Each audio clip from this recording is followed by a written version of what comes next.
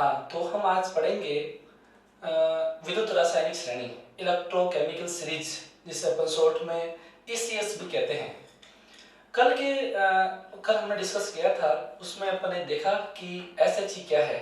SHE जिसे अपन standard hydrogen electrode कह रहे थे, उसका अपन ने उसको वो क्या उपकरण होता है, वो अपने एक आपका इलेक्ट्रोड है जिसका हमें विभव अपने स्वेच्छा से 0 मान लिया गया है, और इसकी हेल्प से हमने बारी बारी से सभी इलेक्ट्रोड लेके आए, ले उससे जोड़े और लवण से जोड़ दिया, और हमने सबके उसके विभव के मान ज्ञात कर लिए। अर्थात SHE एक ऐसा उपकरण है, ऐसा साधन है जिसकी सहायता से हम अन्य किसी इलेक्ट्रोड का इलेक्ट्रोड को ज्ञात करते हैं।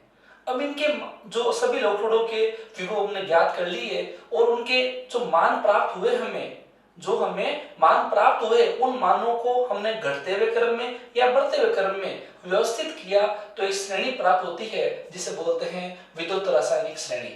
देखिए यहाँ पर मैं lithium, potassium, beryllium, strontium, calcium, sodium, magnesium, aluminium से लेकर पूरे सभी इलेक्ट्रोड लेकर चेक कर लिए। उन सभी इलेक्ट्रोडों में देखा कि इनके जैसे माइनस सबसे अधिकतम नेगेटिव मान है वो लिथियम का है, और फिर सबसे जो पॉजिटिव मान जो है फ्लोरीन का है, वो कितना है 2.87। ये सभी जो मान है वो आपके मानक अपचय विभव, क्या है, मानक अपचय विभव के मान है। ठीक है, अब देखो इसको याद करने का तरीका भी है, शॉर्ट में अपन देखा है।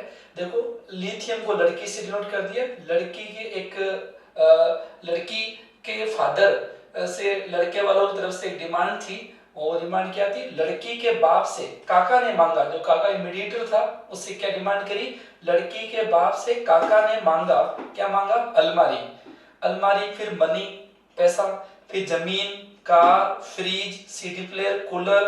नहीं सुने पुकार हमारी, सुन कुत्ते इधर फिर होगी आज बुरी पिटाई, कल आऊंगा फिर। ये क्रम है, इस क्रम को ध्यान रखेंगे तो हम ये सब पता लगा लेंगे कि किसका जो मानक अपचय में वो ज्यादा नेगेटिव है, किसका कम नेगेटिव है, या किसका पॉजिटिव है, और क्या मान है। इस के क्या यूज है वो अपन बाद में डिस्कस करेंगे। अभी अब तो आप सभी देख लीजिए, हमें जो मान तो बहुत सारे हैं, लेकिन हमने जो मान याद रखने हैं वो मान ये पता होना चाहिए सबसे अधिक नेगेटिव किसका है, वो है लिथियम का, वो है माइनस में 3.05 वोल्ट है। ठीक है, जिंक का ध्यान रखना अपने को, माइनस में 0.76 वोल्ट है। ठीक है, हाइड्रोजन का है वो 0.0 स्वेच्छा 0 मान लिया गया था, SHE वाली बात ही है। ठीक है, इसके बाद में कॉपर का है, उसका है 0.34 वोल्ट है। ठीक है, और फ्लोरीन का है वो आपके 2.87 वोल्ट है, जो पॉजिटिव अधिकतम है। देखिए अब यहाँ पर इस श्रेणी की विशेषता है कि किसी भी इसमें इलेक्ट्रोड के सब लिथियम जिस धातु को अपन ले रहे हैं, जिसका विभव ज्ञात कर रहे हैं, उस धातु की छड़ को अपन बोलते हैं इलेक्ट्रोड। तो इन सभी इलेक्ट्रोड विभव अपन ज्ञात कर ली, ये सब अपन ज्ञात कर लिया, अपन ये मान प्राप्त हुआ है।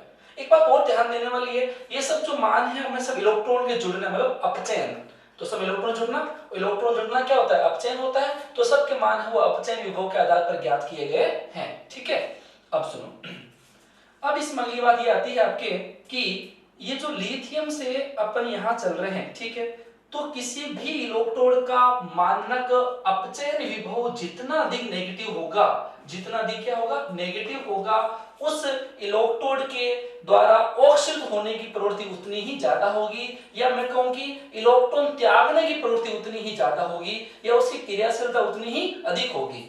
ठीक है, अब देखो यहाँ पर सबसे अधिक नेगेटिव मान किसका आ रहा है, लिथियम का आ रहा है। तो लिथियम धातु सबसे अधिक क्रियाशील है, उसके इलेक्ट्रॉन त्यागने की प्रवृत्ति सबसे क्या होती है, कम होती है, अधिक होती है, इलेक्ट्रॉन त्यागने की प्रवृत्ति सबसे अधिक होती है। और फ्लोरीन है, उसकी आपके मानक अपचयन विभव मान है आपके पॉजिटिव में है। पॉजिटिव मतलब क्या हुआ कि इसके द्वारा इलेक्ट्रॉन के जो आपके त्यागने की प्रवृत्ति सबसे कम, और ग्रहण करने की प्रवृत्ति सबसे ज्यादा।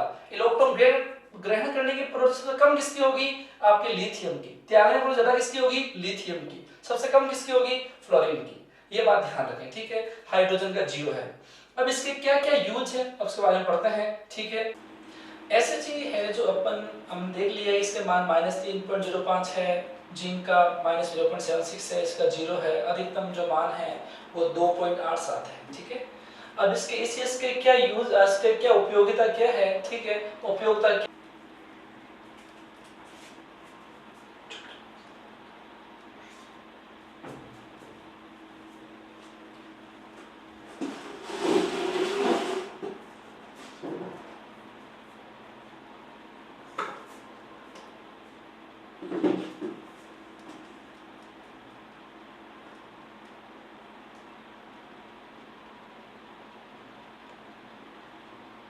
तो इसके क्या यूज तो देखते हैं।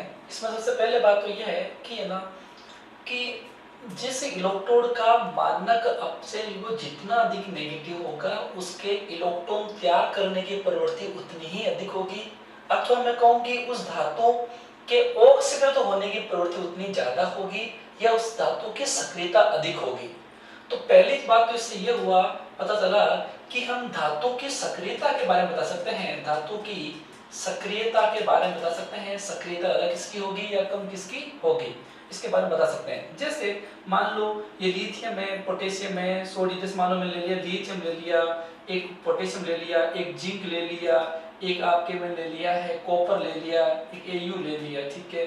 ये धातुएं हैं, इनमें इनकी क्रियाशीलता के बढ़ते हुए क्रम में व्यवस्थित कीजिए तो अपने को पता है लड़की, फिर ये के, फिर ये जमीन है ना, फिर ये आपके कुत्ते वाला और फिर ये और मतलब और का अपन ने क्या बोला था आऊंगा, ठीक है। ये है तो इसमें अधिक नेगेटिव किसका आ रहा है, लिथियम का आ रहा है, तो लिथियम धातु अधिक क्रियाशील है, ठीक है।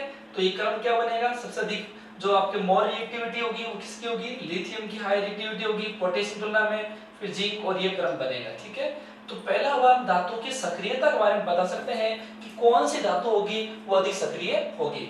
सेकंड चीज क्या है इसके, इससे हम धातु की सक्रियता के अलावा अपन ऐसा बता सकते हैं कि कौन सी विक्रिया संभव होगी या कौन सी विक्रिया संभव नहीं होगी उसके बारे में बता सकते हैं। जैसे मान लीजिए एग्जांपल लेते हैं, मैंने ले लिया है कॉपर सल्फेट, क्या ले लिया, कॉपर सल्फेट का जलीय विलयन लिया है जो कि आपके होता है नीले रंग का होता है, जिसे बोलते हैं अपन नीलत होता, क्या बोलते हैं, नीलत होता बोलते हैं।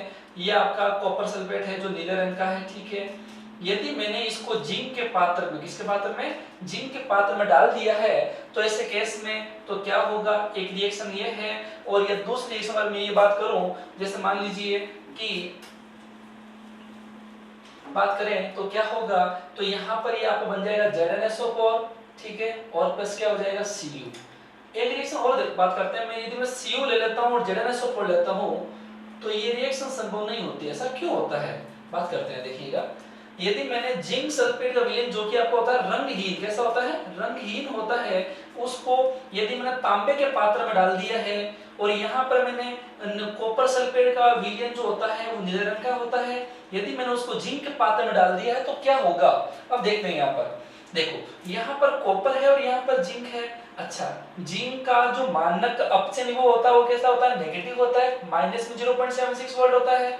और कॉपर का कितना है, कॉपर का आपका प्लस में 0.34 वोल्ट है।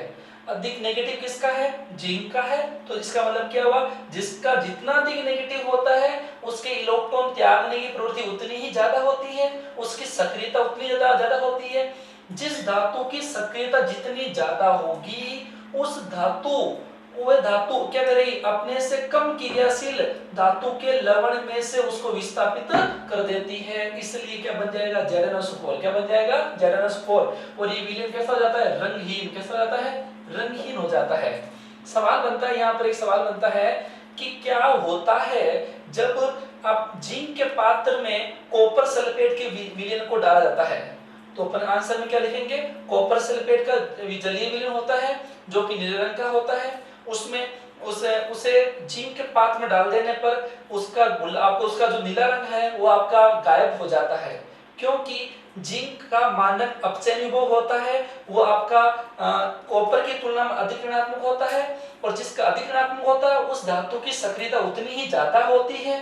जो कि इसे स्पष्ट हो गया कि जिंक धातु सक्रियता ज्यादा है। अब जिंक धातु अधिक सक्रिय होने के कारण ये अपने से कम क्रियाशील धातु के लवण मतलब कॉपर सल्फेट में से कॉपर के उसको विस्थापित कर देती है, इस प्रकार ZnSO4 बनता है, ठीक है। इसका सवाल ऐसे भी बनता है, क्या जिंक के पात्र में कॉपर सल्फेट को रख सकते हैं, तो आंसर होगा नहीं रख सकते, क्यों रखेंगे तो बदल जाएगा, चेंज हो जाएगा, ठीक है। इसका ये भी आता है कॉपर प्लस ZnSO4, क्या ये रिएक्शन संभव है, तो नहीं है। इससे कथन का कार्य स्पष्ट कीजिए, तो ये भी होता है। तो इसमें ये बोलेंगे कॉपर है उसका क्या है, आपका मानक अपचयन वो कैसा है, पॉजिटिव है, और जिंक का कैसा है, नेगेटिव है। तो ये कम क्रियाशील हुई, तो कम क्रियाशील अपने से अधिक क्रियाशील को नहीं हटा पाएगा, ठीक है। तो ये आपका एक कांसेप्ट है, आपको ध्यान में रखना है, ठीक है।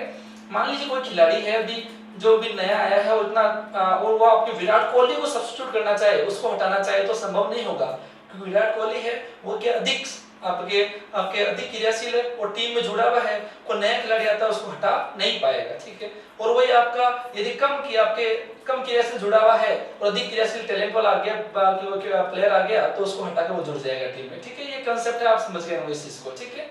ये हुआ आपके विद्युत रासायनिक श्रेणी। एक चीज और भी है, पहला ये हो गया, दूसरा ये हो गया, तीसरा एक और इसका एडवांटेज है, क्या है इसका, इसका क्या उपयोग है, क्या कहाँ यूज होता है। तीसरी बात होती है कि अपन यदि मान लीजिए हाइड्रोजन से, जैसे हाइड्रोजन यहाँ पर आ रहा है, ठीक है, यदि हाइड्रोजन जो हेलो हाइड्रोजन के अम्ल होते हैं, जैसे मान लो मैंने कह दिया एस्ट्रोसोफोर है, यदि उसमें मैं आपके इन हाइड्रोजन से ऊपर कोई भी धातु है यदि उसमें मिला देता हूं तो विस्थापन अभिक्रिया के माध्यम से, जैसे मान लो मैं ले लिया Zn, क्या ले लिया, Zn ले लिया, ठीक है।